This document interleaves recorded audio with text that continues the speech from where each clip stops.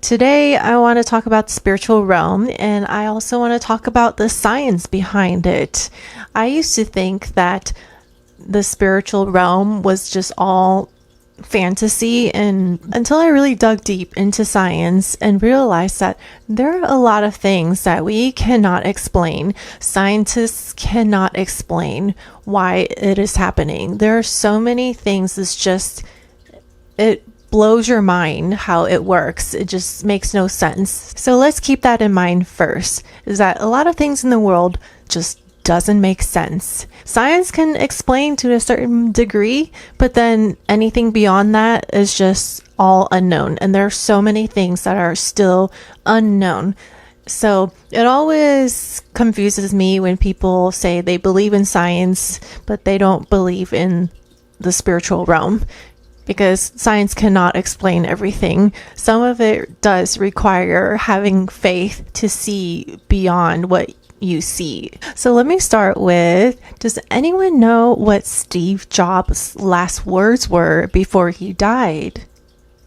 Steve Jobs' last words were, "Oh wow, oh wow, oh wow." His sister described him in his deathbed, seeing his family there with him, saying their goodbyes, and he's looking at each of them.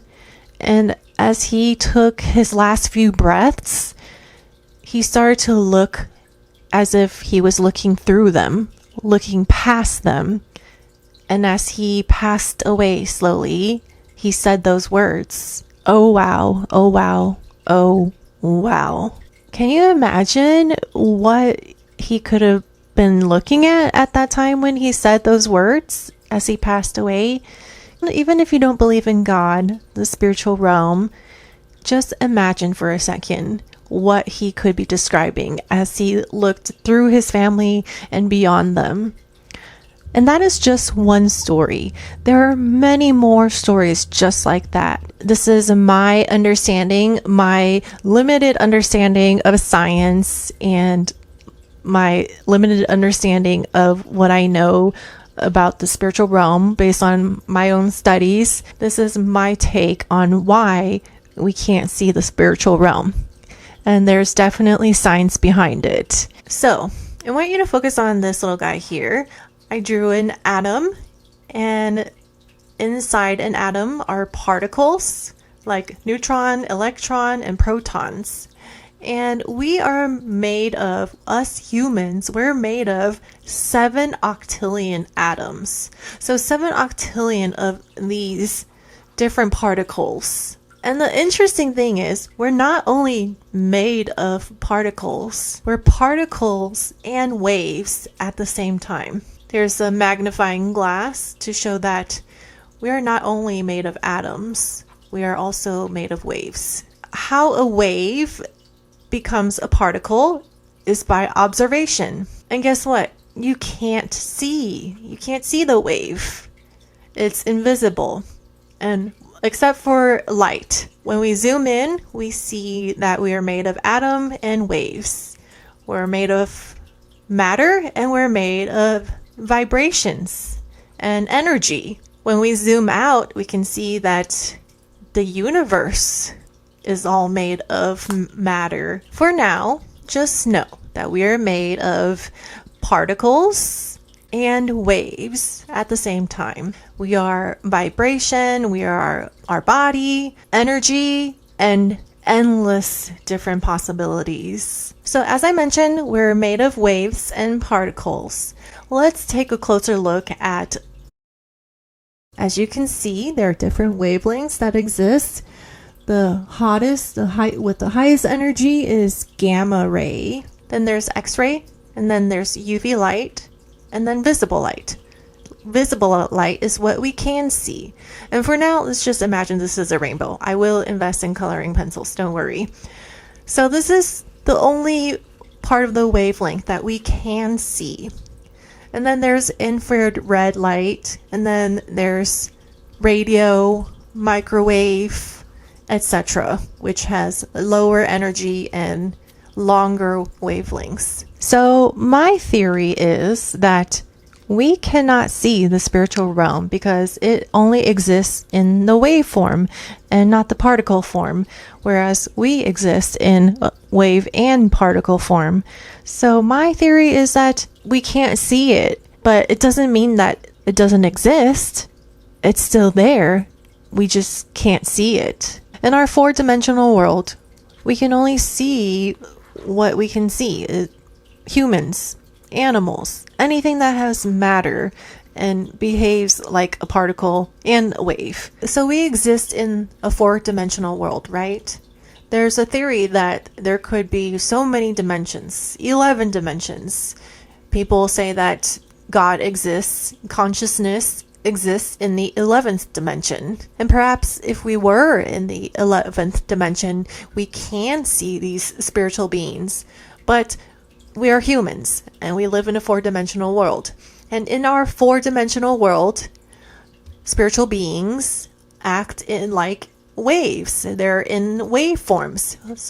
And that is why we cannot see the spiritual realm. We cannot see God, yet oftentimes we have intuition that saves our lives, or we get incredible ideas that come out of nowhere. There's just so many things that science cannot explain that only faith can. And the thing is, some people do experience a lot of this.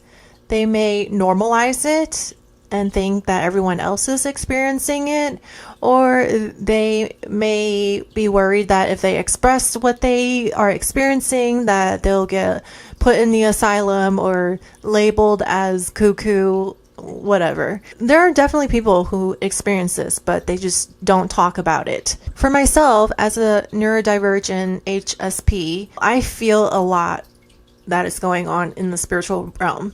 I cannot see it, but I can feel a lot of it. And for us to experience this, the spiritual realm, or whatever you want to call it, the other dimension, it requires the right kind of consciousness, perception, and faith to experience this. So just to back things up a little bit, we are all made of matter, and matter consists of, in our human body, we're made of matter, and our human body consists of 7 octillion atoms.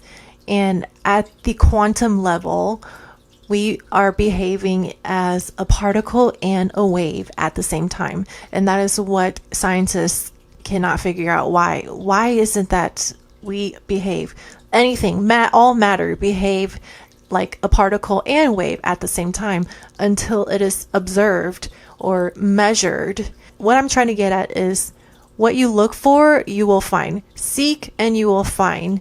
If you don't seek, you'll never find. So if you're not looking for the spiritual realm, you're not going to experience it.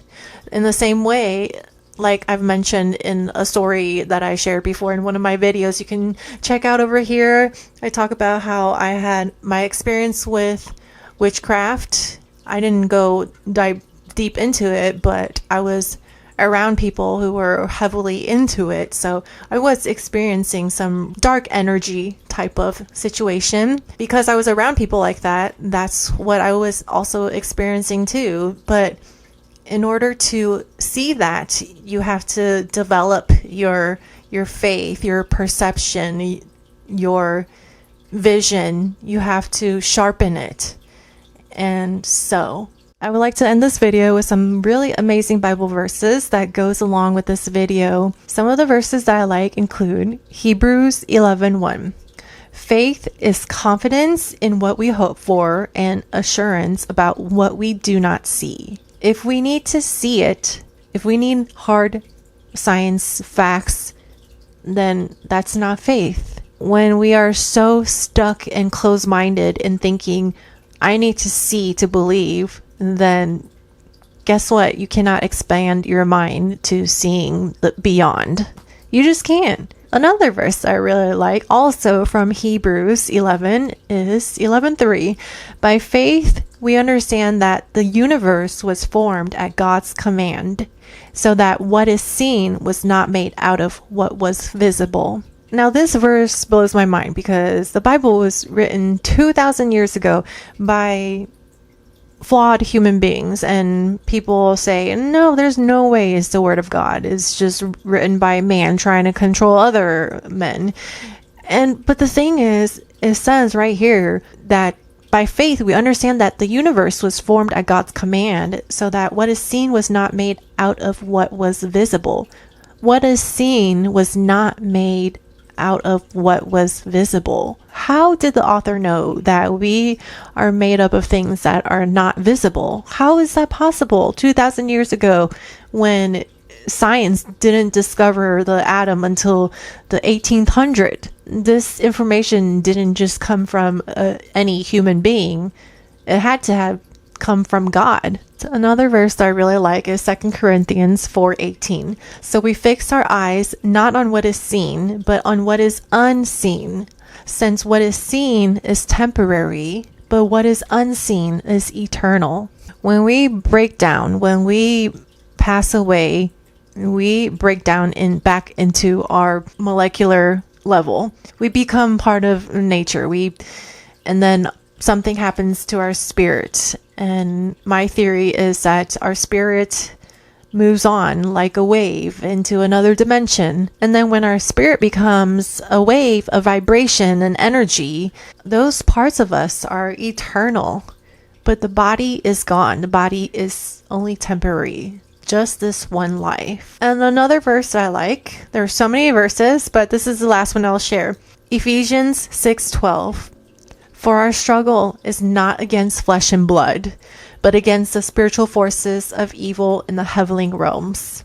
I used to really struggle with this verse when I was struggling with my faith, because I didn't believe that we were being influenced by spiritual forces. But the Bible talks about how there is a spiritual realm and we are being influenced by spiritual forces. And even if you don't believe that we are being influenced by spiritual forces, good and bad, where do those random, out of nowhere thoughts come from? I do believe there's some kind of influence. And so this verse warns us that our struggles aren't against ourselves or our neighbors, our friends and family, but against the spiritual forces that want to influence us and watch us fail. I would much rather believe that there are spiritual forces that are influencing me to try and to get me to self-destruct than to believe that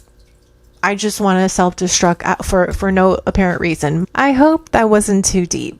What I wanted you to get out of this video is that you opened your mind a little bit to this idea that we can't see things that are spiritual because it exists in a different form, in a wave form.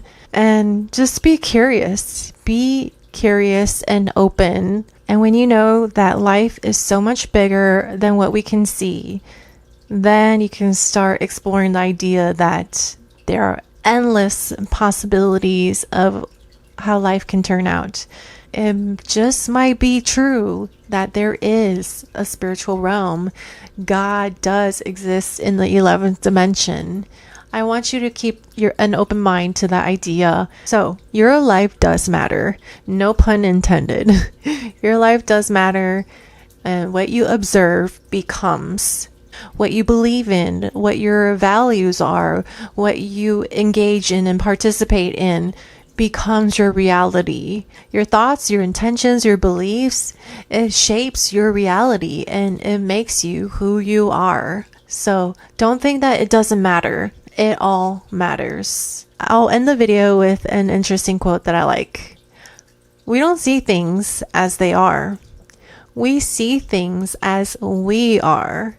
We see things through a filter, a projection of some sort, which I'll get into in the next video. I'll talk about emotional projection. We'll come back down to earth and talk about emotional projection, what it means for us and for our relationships.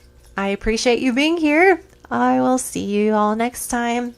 And Max is so appreciative of all of you here as well. Right, Max? All right. Thanks. Bye, everyone.